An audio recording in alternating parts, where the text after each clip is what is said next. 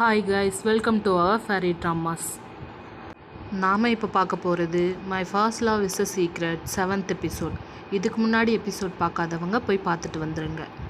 வாங்க 7th episode பார்க்கலாம். 7th episode starting சீனே கலவரத்தில் தான் ஸ்டார்ட் ஆகுது. 3 ரவுடி பசங்க ஜூசன் சுவாவை கையை பிடிச்சி இழுத்து கூட்டிகிட்டு வராங்க. அதில் ஒரு பையன் யாரையோ ஒருத்தரை பார்த்து தங்கச்சி நீ சொன்ன ஆளை கூட்டிகிட்டு வந்தாச்சு அப்படின்னு சொல்லி சிரிக்கிறான். ஜூசன் சுவா யாரா நீங்கள்லாம் என்னை ஏன்டா கடத்தியை கூட்டிகிட்டு வந்திருக்கீங்கன்னு சொல்லி கேட்குறா. பார்த்தா கூட்டிகிட்டு வர சொன்னதே மோஷிரன் தான். மோஷிரனோட அண்ணன் தான் அந்த ரவுடி பையன். மோஷிரன் நீயா என்னை இங்கே கூட்டிகிட்டு வர சொன்ன அப்படின்னு சொல்லி கேட்க, மோஷிரன் ஆமாம் நான் தான் உன்னை இங்கே கூட்டிகிட்டு வர சொன்னேன், நீ எனக்கு கொடுத்ததெல்லாம் உனக்கு திருப்பி கொடுக்கதான் இங்கே கூட்டிகிட்டு வர சொன்னேன்னு சொல்கிறான். உடனே ஹீரோயின் சும்மா இல்லாமல் இந்த 3 பேரை வச்சு என்னை அடிக்கலாம் நீங்கள் கூட்டிகிட்டு வந்தியா அப்படின்னு சொல்லி நக்கலாக கேட்க, அதுக்கு அந்த பையனுக்கு ரொம்ப கோவம் வந்துடுது. அவன் அடியாளை பார்த்து அவளை பிடிங்கிடா அப்படின்னு சொல்லிட்டு அவள் கையை தூக்கி என்ன சொன்ன, எங்கள் 3 பேரால் உன்னை எதுவும் பண்ண முடியாதுன்னு சொன்னல அப்படின்னு சொல்லி, டேய் அவள் கையை 2த்தையும் தூக்கி பிடிக்கடா அப்படின்னு சொல்ல, அந்த பசங்களும் தூக்கி பிடிக்க அந்த பசங்களும் இவன் சொல்கிற மாதிரி அவள் கையை தூக்கி பிடிக்க வைக்கிறாங்க. அப்போது இவன் ஜூசன் சுவாவை பார்த்து ஒரு மாதிரி கோவமாக கீழே உட்காந்து அவகிட்ட தப்பாக நடந்துக்க பார்க்குறான். உடனே ஜூசன் சுவா அவள் தலையால் அவனை முட்டி தள்ளிட்டான். அவன் போய் தூரமாக விழுக அவன் கோவமாக எழுந்து கத்தி எடுத்து ஜூசன் சுவாவை குத்த வரான். அப்போ அவனை ஒருத்தராங்க யாருன்னு பார்த்தா கியோயி அவங்களெல்லாம் பிடிச்சி அடிக்கிறான். அவங்களெல்லாம் பிடிச்சி அடித்து தள்ளி விட்டுட்டு ஜூசன் சுவாவை கூட்டிகிட்டு போகலான்னு பார்க்கும்போது அவன் ஒரு செங்கல் எடுத்து கியோயி தலையிலேயே அடிச்சிட்றான். கையால் கியோயி அங்கேயே அப்படியே உட்காந்துட அதை பார்த்து அந்த பசங்கள்லாம் பயந்து ஓடிடுறாங்க. மோஷிரன் மட்டும் என்ன பண்ணுறதுன்னு தெரியாமல் அங்கேயே இருந்துட்டு அதுக்கப்புறம் அதை பார்த்து கியோயை பாவமாக பார்த்துட்டு அங்கேருந்து அவளும் ஓடி போயிடுறா. அதுக்கப்புறமேட்டுக்கா இவங்க 2 பேரும் ஹாஸ்பிட்டல் போய் பார்த்துட்டு ரிட்டன் வீட்டுக்கு போகலான்னு நடந்து வராங்க. கியோயி அவங்க அம்மா சமைச்சிட்ருக்க கியோயை பார்த்து என்னப்பா என்ன ஆச்சு, தலையில் என்ன அடிபட்டிருக்கு, இரு உங்கள் அப்பாவுக்கு கால் பண்ணி சொல்கிறேன்னு சொல்கிறாங்க. கியோயிக்கு அவங்க அம்மா அங்கே இருக்கிறது பார்க்க பிடிக்கல. அதுக்கப்புறம் அவங்க தொட்டு பார்க்க வர அவங்க கையை எடுத்து தட்டி விட்டுட்டு, நீங்கள் ஒன்றும் என் மேலே அக்கறை இருக்கிற மாதிரி நடிக்க வேண்டாம் அப்படின்னு சொல்லி கையை தட்டி விட்டுறாங்க. தாத்தா கிட்ட சொல்லிடுங்க நான் ரீமேட்சில் தோத்துட்டேன் சொல்லிட்டு ஷியோயி வெளியில் போயிடுறான். அவங்க அம்மா ரொம்பவே கஷ்டப்படுறாங்க. ஜூசன்ஸ்வா பின்னாடி கியோயி நில்லுன்னு சொல்லி கூப்பிட்டுட்டு, இந்த குளிரில் நீங்கள் எங்கே போக போகிற, உனக்கு வேற அடிபட்டு இருக்குது, நீ இந்த குளிரில் வெளியில் போகக்கூடாதுன்னு சொல்கிறா. அதுக்கு கியோயி ஜூசன்ஸ்வா ஒரு மாதிரி பார்த்து, ஜூசன்ஸ்வா இந்த மாதிரி டைமிங்கில் நீ எங்கே போவ அப்படின்னு சொல்லி கேட்குறான். இந்த மாதிரி பேட் மூடில் ஜூசன்ஸ்வா இந்த மாதிரி டைமிங்கில் நான் என் வீட்டுக்கு போவேன், எங்கள் அப்பா எனக்காக விதவிதமாக சமைச்சு வச்சுருப்பாரு, அதை டேஸ்ட் பண்ணிவிட்டு ஒரு கோகனட் மில்க் சாப்பிட்டேன்னா என் கஷ்டத்தெல்லாம் நானே மறந்துடுவேன், ஹாப்பி ஆகிடுவேன்னு சொல்கிறேன். கியோயை பார்த்து ஜூசன்ஸ்வா ஏதோ ஒன்று யோசிக்க கியோயை கையை பிடிச்சி கூட்டிகிட்டு எங்கேயோ போகிறா. கியோயி நம்ம எங்கே போகிறோம் அப்படின்னு சொல்லிட்டு கேட்க, சொல்கிறேன் வா அப்படின்னு சொல்லி கூட்டிகிட்டு ஜூசன்ஸுவோட வீட்டுக்கு கூட்டிகிட்டு போகிறா. அவங்க அப்பா கியோய்கிட்ட நல்லாவே பேசுகிறாரு. இதை உன் வீடு மாதிரி நினச்சிக்கோ அப்படின்னு சொல்லிட்டு போகிறாரு. அவரோட கசினும் வீட்டுக்கு அம்மா உட்காந்து எல்லாரும் சாப்பிட்றாங்க. அம்மா இது லிவர் ஃப்ரை, இதை நாங்கள் எப்பயாச்சும் ஒரு வாட்டி வீக்லி ஒன்ஸ் தான் செய்வோம் அப்படின்னு சொல்லி கியோய்க்கு எடுத்து வைக்கிறாங்க. கியோயை பார்த்து நீ நல்லா படிப்பியாமே, ஜூசன்ஸ்வா இங்கிலீஷெல்லாம் ஒழுங்காக படிக்கிறதில்ல பேசிகிட்டு இருக்க. ஜூசன்ஸ்வோட அப்பா இப்போ எதுக்கு அதெல்லாம் பற்றி பேசுகிற, சாப்பிடுங்கன்னு சொல்கிறாரு.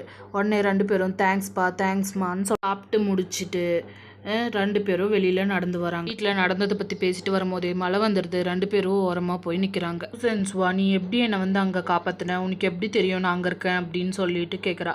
அப்போது நீ ஸ்டேஷ்னரி ஷாப் போனதை நான் பார்த்தேன், உனக்கு பின்னாடியே அவங்க வரதை பார்த்தேன், அதனால தான் உனக்கு ஏதோ பிரச்சனையோன்னு நான் நினச்ச மாதிரியே அவங்க உன்னை மிரட்டிட்டு இருந்தாங்க அப்படின்னு சொல்கிறான். உடனே ஷியோயி சொன்ன விஷயத்தை கேட்டு ஜூசன்ஸ்வாக்கு ஒரு மாதிரி டச் ஆகிடுது. அவன் சொன்னதை யோசிச்சு அவனை லவ்வோட பார்த்துட்ருக்கா ஜூசன்ஸ்வா. ஷியோயி பார்த்த உடனே ஒரு மாதிரி டிஸ்டர்ப் ஆகிட்டு, மழை ரொம்ப வருதில்ல அப்படின்னு சொல்லி டாப்பிக்கை மாத்திரா. ஷியோட கையை பிடிக்க போக அப்போ ஜூசன்ஸ்வாவோட மனசாட்சி வருது. ஷியோயி நமக்காக என்னெல்லாம் பண்ணியிருக்கான்ல அப்படின்னு சொல்லிட்டு, இதுதான் நல்ல சுச்சுவேஷன், நீ அவன் கையை பிடி, அப்போ தான் ரொமான்டிக்காக இருக்கும் அப்படின்னு சொல்லி 2 பேரும் பேசி சிரிச்சிட்ருக்காங்க. அப்போது ஜூசன்ஸ்வா அவனோட கையை பிடிக்க ட்ரை பண்ண, ஷியோயி உனக்கு மழைனா பிடிக்குமா அப்படின்னு சொல்லி கேட்குறான். உடனே ஜூசன்ஸ்வா உனக்கு பிடிக்குமா அப்படின்னு சொல்லி கேட்குறா. இல்லை எனக்கு மழை பிடிக்காது, ஸ்னோ தான் பிடிக்கும்னு சொல்கிறான். ஏன் உனக்கு ஸ்னோ தான் பிடிக்கும் அப்படின்னு ஜூசன்ஸ்வா கேட்க, அப்போ நான் ஒரு சின்ன பையன், நான் என் அப்பா அம்மாலாம் ஒரு வெஸ்டர்ன் ரெஸ்டாரண்ட்டுக்கு அங்கே ஃபுட்டு அந்த கிளைமேட்டுமே பார்க்க நல்லாயிருக்கும். ஸ்னோ பார்க்கும்போது ரொம்பவும் அழகாக இருக்கும் அப்படின்னு சொல்கிறான். அப்புறம் நீ போனியா இல்லையா அப்படின்னு சூசன் போகல அப்படின்னு சொல்கிறான். அப்போது நம்ம 2 பேரும் போகலாமா அப்படின்னு சொல்ல உடனே அவன் ஒரு மாதிரி பார்க்க, இல்லை நான் அந்த மாதிரி சொல்ல, ஜஸ்ட் நம்ம 2 பேரும் போகலான்னு சொன்னேன் அப்படின்னு சொல்கிறான். சூசன் அழகாக சிரிக்க அந்த மூமெண்ட் அப்படி இருக்கா, ரொம்ப சந்தோஷமாக அந்த மூமெண்ட் அப்படியே போகுது. நெக்ஸ்ட் சீனில் லைப்ரரியில் காட்டுறாங்க. ஜூசன்ஸோட கசின் ஏதோ புக்குகளை வாங்குறதுக்கு வந்திருக்க, அவன்கிட்ட அதுக்கான சரியான பணம் இல்லை. கியோயி தான் வந்து அவனுக்கு ஹெல்ப் பண்ணுறான். நீ வேணா என்னோட கார்டில் இதெல்லாம் வாங்கிக்கோயேன்னு சொல்கிறான். 2 பேருமே அவங்களுக்கு பிடிச்ச விஷயங்களை பற்றி பேசிட்டு இப்போதான் அவங்ககிட்ட இருக்கிற கருத்து வேறுபாடுகள் குறைஞ்சி நண்பர்களாக பேசிக்கிறாங்க. யாண்டேவும் ஜூசென்ஸ்வாவும் பிளே கிரவுண்டில் பேசிகிட்டு இருக்காங்க. யாங்டே அவனோட கேமிங் ஐடியை சொல்ல, ஜூசென்ஸ்வா அது உன்னோட ஐடி இல்லையே, உனது வேறையாச்சு அப்படின்னு சொல்ல, யாங்டே அது எப்படி உனக்கு தெரியும்னு கேட்குறான். நீ கேமும் விளையாட மாட்ட, உனக்கு எப்படி என்னோட ஐடி தெரியும், நில்லு நீ தான் அந்த மின்னா அப்படின்னு சொல்லி கேட்க, அதுன்னு ஒன்றும் நான் இல்லை அப்படின்னு அவன் சொல்கிறான். அப்போ அது யாருன்னு உனக்கு தெரியுமா, யார் அது அப்படின்னு அவன் கேட்க, உனக்கும் எனக்கும் பொதுவாக தெரிஞ்சவங்க தான் அப்படின்னு அவள் சொல்கிறா. அப்போது நில்லு, அது உன்னோட ஃப்ரெண்டா அப்படின்னு சொல்லி கேட்க, நான் ஒன்றும் அப்படி சொல்லலையே அப்படின்னு சொல்லிட்டு ஜூசென்ஸுவா சமாளிச்சுட்டு போக, ஆனால் யாண்டே அதை கண்டுபிடிச்சிட்றான். அப்போ அவதானா அப்படின்னு சொல்லிட்டு யாண்டே அங்கேயே உட்காந்துடுறான். ஜூசென்ஸுவா இவன் கண்டுபிடிச்சிட்டானே அப்படின்னு சொல்லிட்டு அங்கேருந்து ஓடி போயிடுறா. அவனா புலம்பிக்கிட்டே இருக்கான். ஜூசென்ஸுவா வளர்ன விஷயத்தையும் அவன் கண்டுபிடிச்ச விஷயத்தையும் அவன் ஃப்ரெண்டுக்கிட்ட சொல்கிறான். வந்து நீ ஏன் அப்படி அவன்கிட்ட சொன்ன, உன்னால் எதையும் மனசில் வச்சுக்க முடியாதா, இப்போ எனக்கு தான் எம்பாரசிங்காக இருக்க போதுன்னு ஒரு மாதிரி கோவமாக சொல்லிட்டு அவள் அங்கேருந்து போகிறா. நம்ம கசினோட க்ரஷ்ஷு படிச்சுக்கிட்டே கிளாஸ் ரூம்குள்ளே வர, அப்போ அவளோட டேபிளில் ஒரு புக் இருக்குது, அதை எடுத்து பார்க்குறா.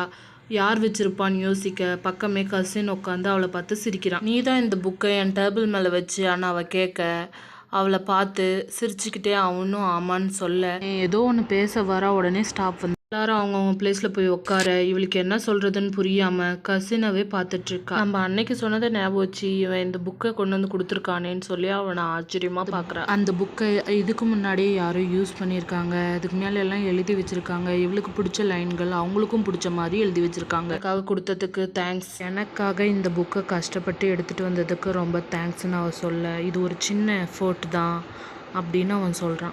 இதில் எழுதியிருக்கிற ஹேண்ட் ரைட்டிங் உன்னோடது மாதிரி இல்லையேன்னு சொல்ல, ஆமாம் இது என்னோடது இல்லை கியோயி, இது எனக்கு நாவல் படிக்கிற பழக்கம் இல்லை அப்படின்னு சொல்கிறான். கியோயியா அப்படின்னு சொல்லி அவள் கேட்டுட்டு நான் போகிறேன் அப்படின்னு சொல்லிட்டு அங்கேருந்து அவள் போயிடுறா. அப்போது ஷியோயும் ஜூசென்ஸ்வாவும் அவங்கவுங்க சார்கிட்ட இருக்க, ஜூசென்ஸ்வாவோட சார் அவளை திட்டிட்டு, இப்போல்லாம் நீ மேக்ஸ் சரியாக பண்ணுறதில்லன்னு ஜூசென்ஸ்வாவோட சார் திட்டிகிட்ருக்க, சார் கொஞ்சம் மெதுவாக பேசுங்க எல்லாருக்கும் கேட்குது அப்படின்னு சொல்கிறா. கியோயி முன்னாடி வேறு அவளுக்கு கொஞ்சம் அசிங்கமாக போயிடுது. கியோயும் அவளை பார்க்குறான். இவ வந்து அவங்க சார்கிட்ட கொஞ்சம் மெதுவாக பேசுங்க சார் அப்படின்னு சொல்கிறா. அப்போது உள்ள மிங்ஷின் வரா. அவளோட ஹோம்ஒர்க்கை கொண்டு வந்து சப்மிட் பண்ண, சார் அவளதை வாங்கி பார்த்துட்டு எவ்வளோ பர்ஃபெக்டாக இருக்குது பாரு, இவ்வளோ மாதிரி நீ அப்போ தான் ஹோம்ஒர்க் செய்ய போறியோ, இவளதை பார்த்து கற்றுக்க எப்படி செய்யணுன்னு அப்படின்னு சொல்கிறாரு. சூசன்ஸ்வாவும் ஒரு மாதிரி பாவமாக அதை வாங்கி பார்த்துட்ருக்கா. ஷியோயும் இங்கே நடக்கிறதெல்லாம் பார்த்துட்டு இருக்கான். அப்போது அந்த மிங்ஷின் போய் ஷியோயிக்கிட்ட பேசுகிறா. அந்த புக்கு உனக்கும் பிடிக்குமா, எனக்கும் பிடிக்கும்னு சொல்லி பேசிகிட்டு இருக்காங்க. அந்த புக்கை பற்றி 2 பேரும் பேசிகிட்ருக்க, அந்த பொண்ணு அவன்கிட்ட சிரித்து பேசுகிறது ஹீரோயினுக்கு பார்க்க பிடிக்கல.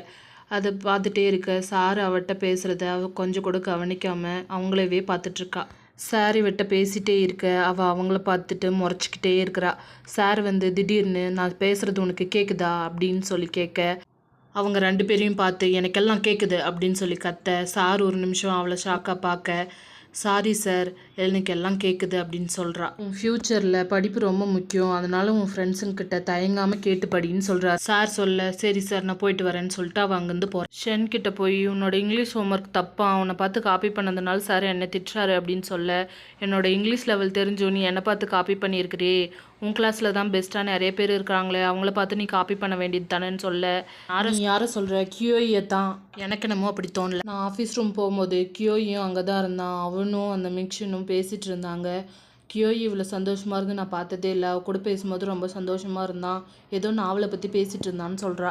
அந்த ரெஸ்டாரண்ட் போகிறதுக்கு காசு ஏற்றி வச்சுட்டு இருந்தே, அது எப்படி போயிட்டுருக்கு, என்கிட்ட காசு இல்லை, இருந்தால் நான் கூட கொடுத்துருப்பேன் அப்படின்னு சொல்ல, அதுக்காண்டி நான் ஸ்நாக்ஸ் கூட வாங்கி சாப்பிட்றதில்ல தெரியுமா அப்படின்னு சொல்ல, நமக்கு மட்டும் இந்த கஷ்டமெல்லாம் வருதோ அப்படின்னு பார்த்துட்ருக்க, அங்கே யாண்டே அங்கே வரதை பார்த்து அவள் அங்கேருந்து ஓடி போயிடுறா.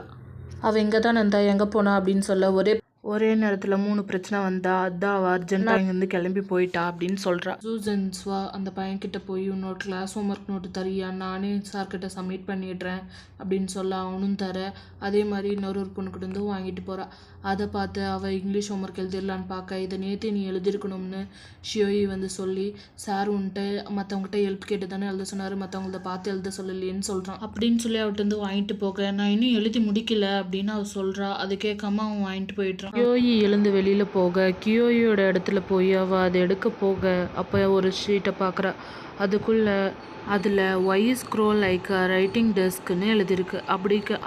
அதுக்கு என்ன அர்த்தம்னு அவளுக்கு தெரியல. அதனால் அவள் ஃப்ரெண்ட்ஸ்கிட்ட கேட்டு அதை பற்றி தெரிஞ்சுக்கலான்னு கேட்குறா. அவங்க ஃப்ரெண்ட்ஸுக்கும் அது தெரியல.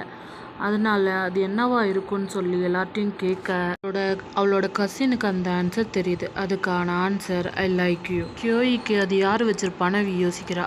2 பேரும் பேசிகிட்டே நடந்து வர ஒரு சைக்கிள் வந்து அவளை இடிக்க வருது.